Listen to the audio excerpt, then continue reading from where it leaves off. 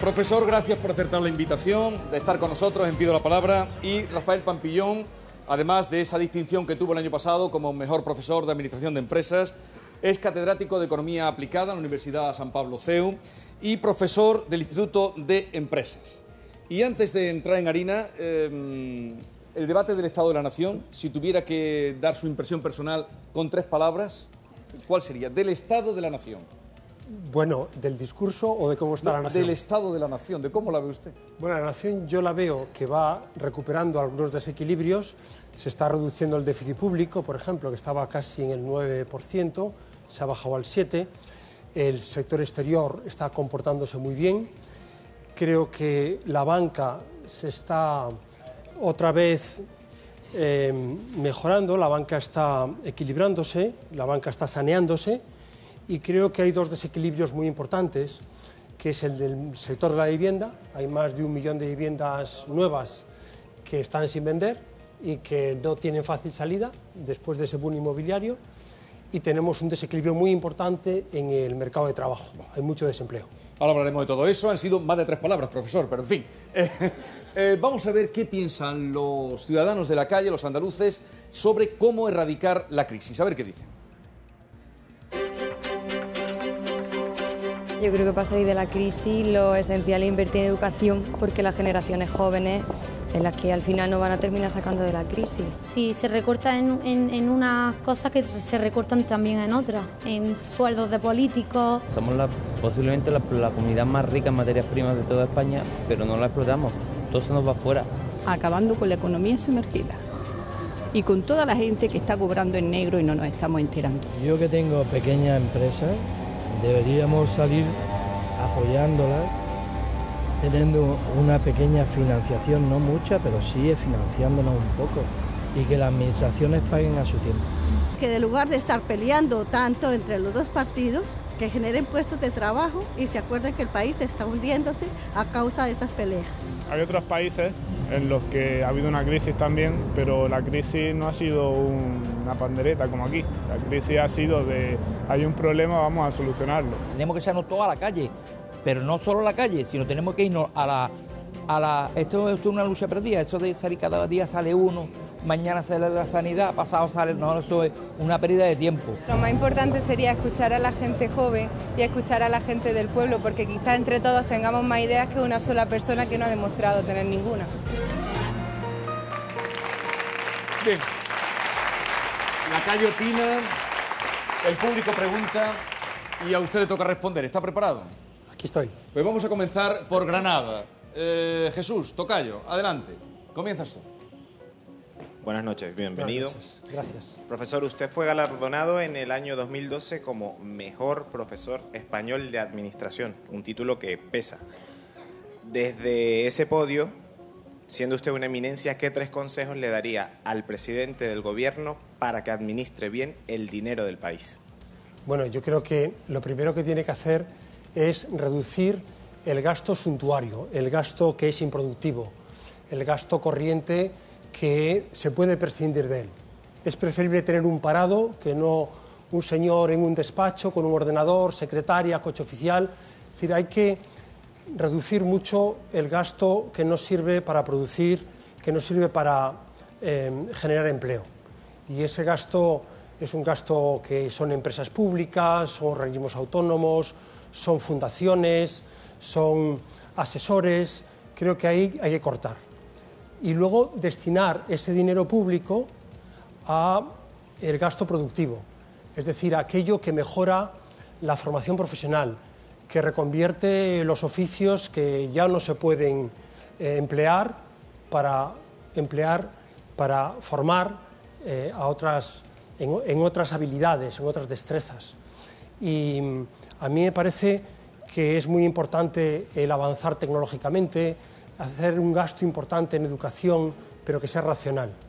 Por tanto, reducir el gasto improductivo, aumentar el gasto productivo, el que mejora el capital humano, el que mejora las infraestructuras, que mejora la tecnología, y luego equilibrar las cuentas. No se puede gastar mucho más de lo que se ingresa, porque al final eso repercute en que aumenta la deuda para poder financiarse, y el aumento de deuda sube los tipos de interés, grava lógicamente también a las empresas que se financian a tipos de interés más altos y tenemos un problema de prima de riesgo. Por tanto, en tercer lugar, intentar equilibrar las cuentas públicas igual que hacen las familias. Muchas gracias. Vamos a ir a Almería. A ver, Almería. Eduardo, adelante. Buenas noches, señor Pampillón. Muchas gracias por acudir al programa. Mi pregunta tiene que ver un poco con la fuga de cerebros, porque muchísimos jóvenes últimamente se ven obligados a marcharse a otro país porque les dan unas condiciones mucho mejores a la hora de trabajar, condiciones económicas e incluso sociales. Entonces, ¿qué consejo les daría usted a las empresas españolas, nacionales, incluso a las administraciones públicas, para que intenten de captar otra vez a toda esa gente que se ha ido al extranjero y en la que se ha invertido en un futuro que ahora se está perdiendo? Bueno, yo creo que el problema más importante que tenemos no es tanto la mano de obra capacitada, la mano de obra que tiene un bachillerato incluso. Tenemos un 55% de paro juvenil. De ese 55%, la mitad no han terminado la ESO. Han abandonado los estudios para irse a la construcción y ahora están en paro sin ningún tipo de formación. Otro 25% solo ha terminado la ESO, tiene el graduado escolar y tiene muy poca formación. El otro 25% es los que han hecho bachillerato, una carrera, un grado, un máster. Bueno, a mí me parece que lo importante es el 75% que no sabemos qué hacer con él, porque hay que reconvertirlos o tienen que emigrar y hay que buscar probablemente caladeros donde puedan pescar un puesto de trabajo. Los otros, los que tienen capacidad para emigrar y para irse, porque saben idiomas, porque tienen fácil colocación en el extranjero, volverán. Volverán porque la pirámide de la población española exigirá en un futuro esa mano de obra y volverá mejor formada. Pero qué duda cabe que en este momento tanto las empresas como la administración pública está contratando gente de más valía.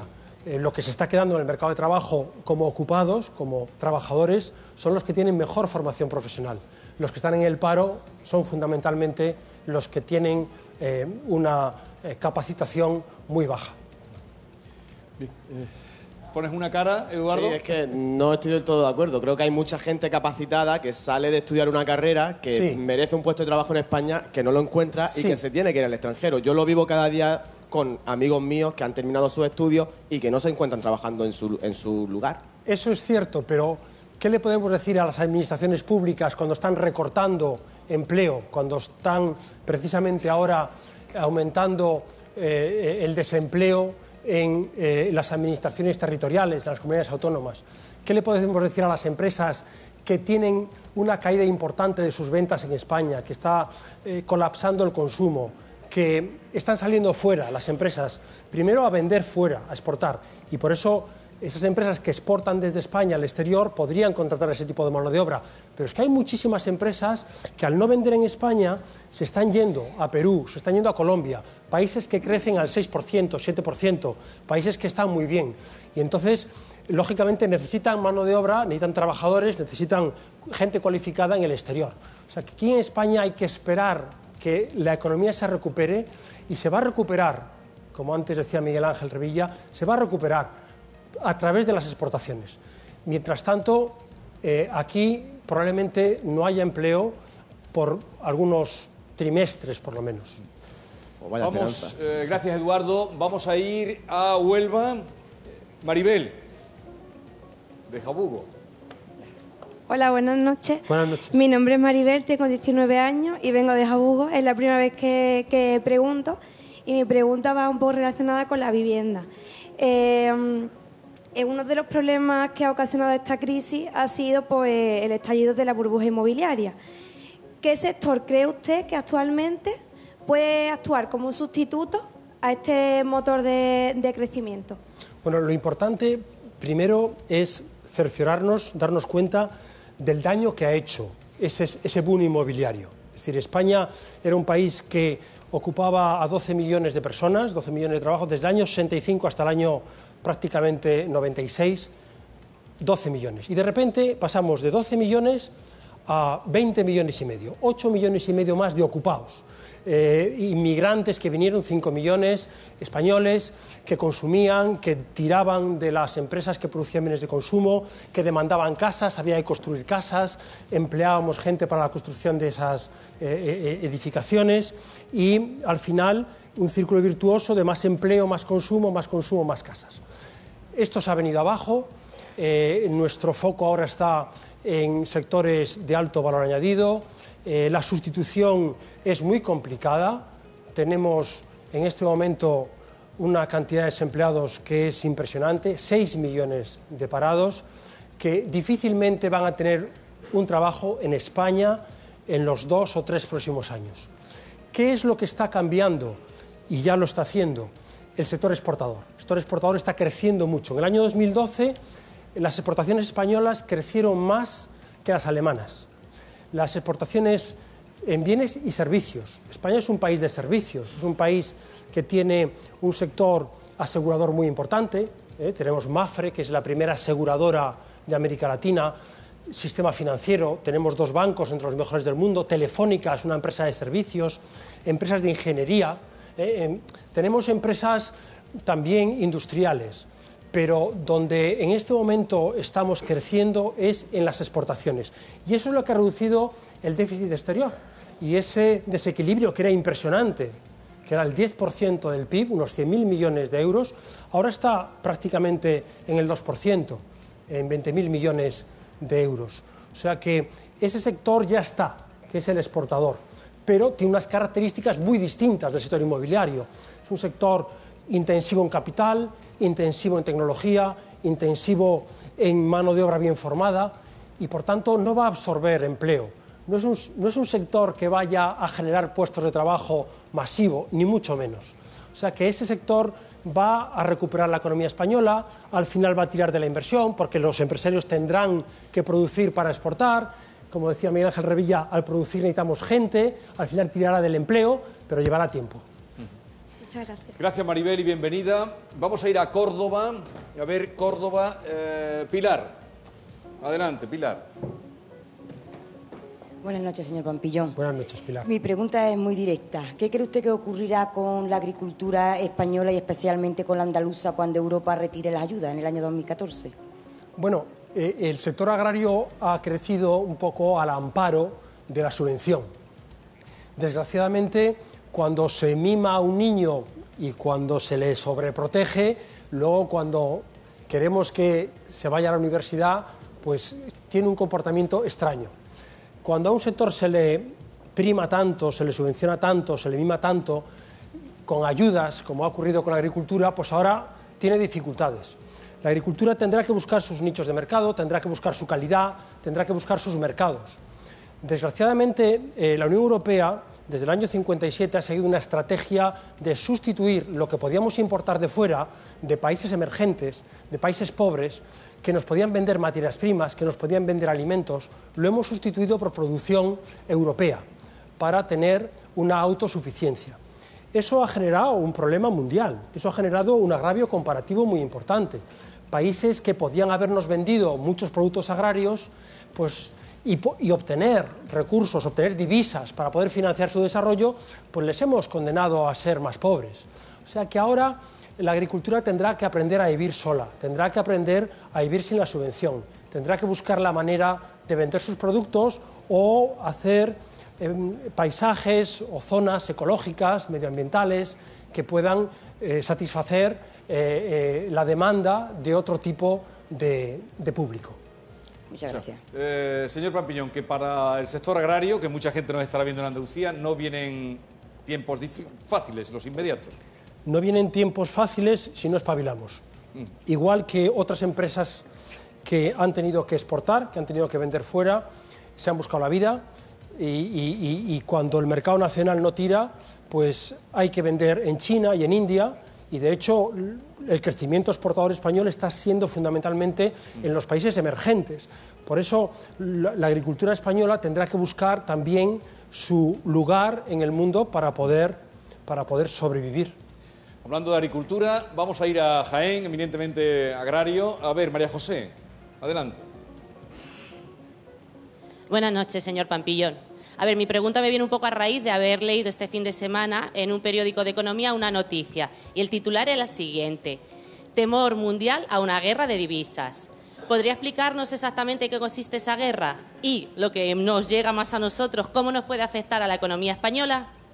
Bueno, una guerra de divisas consiste en que los países intentan depreciar su moneda, que su moneda valga menos, de manera que por cada dólar que exportan, por cada dólar que venden al exterior, obtengan muchas monedas nacionales y así incentivar esas exportaciones. Claro, si te dan muchos euros por los dólares que vendes en Estados Unidos, o si te dan muchos reales en Brasil por la industria brasilera que vendes en México y te los dan en dólares, pues cuanto más reales mejor. Por lo tanto, la guerra de divisas consiste en que cada país intenta depreciar su moneda. ¿Cómo?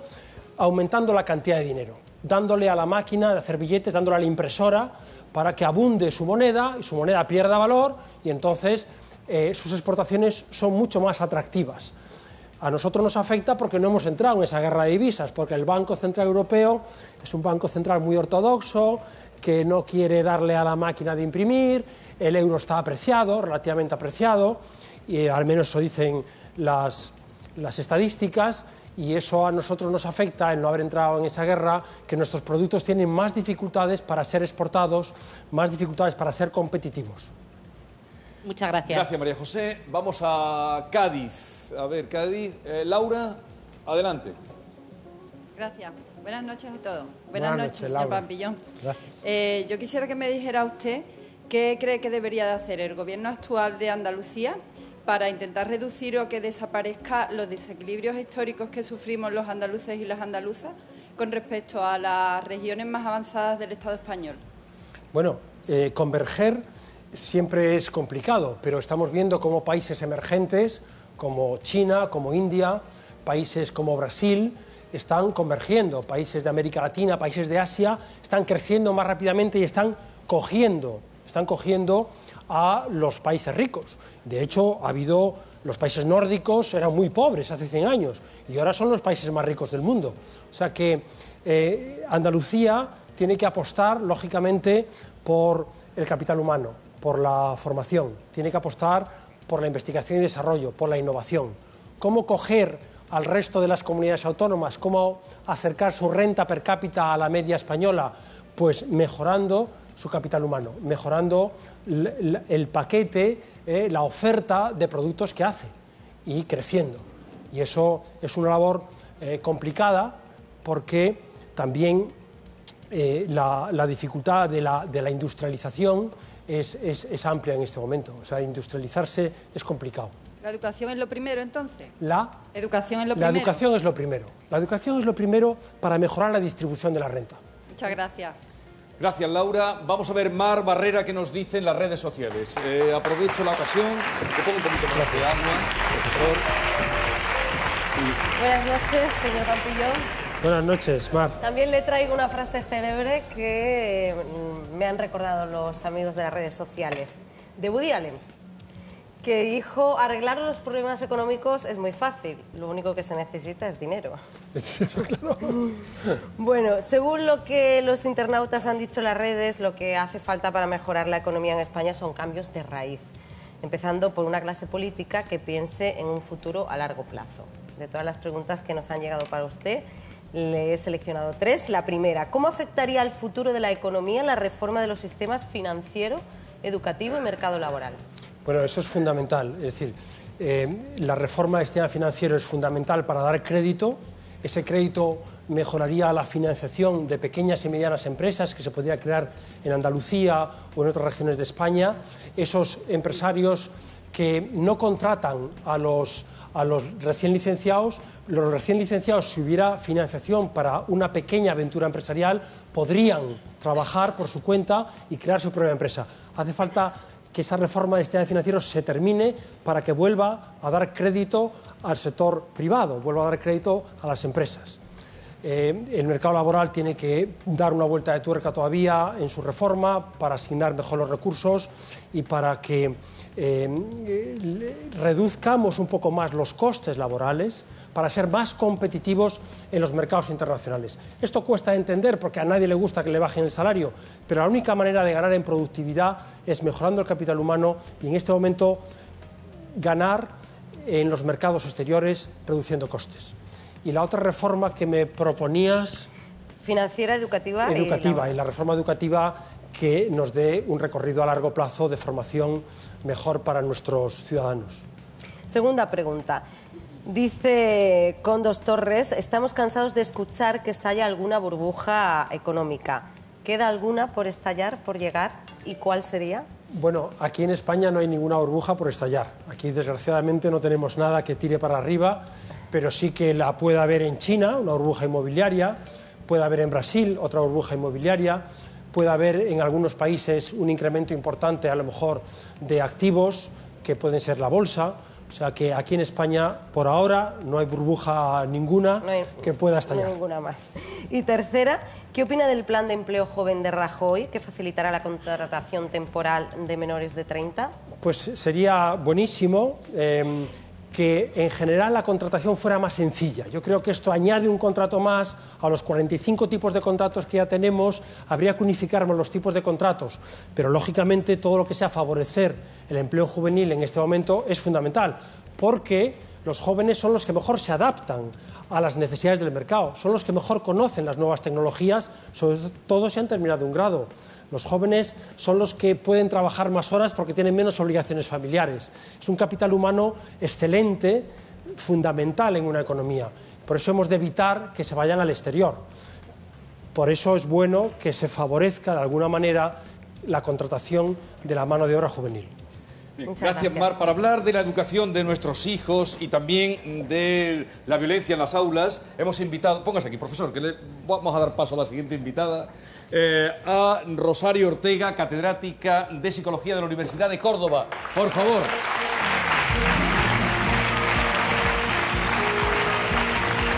Bienvenida. Gracias. Le presento al profesor Pampillón. Hola, encantada. Bueno, profesor, gracias por haber estado con nosotros. Sí. Y después de 4 años de crisis, ¿qué futuro nos espera? Pues yo creo que nos espera un futuro ya a final de este año de crecimiento económico, pero en el empleo, como he dicho antes, tendremos años todavía para poder absorber esta mano de obra que tenemos. O sea que yo creo que podemos tener crecimiento, pero no empleo. En fin, a ver si otra vez que le veamos por aquí, porque nos ha sabido poco, nos dice alguna noticia un poquito más optimista, profesor. Me gustaría. Gracias por estar con nosotros. Gracias. Gracias. Bien.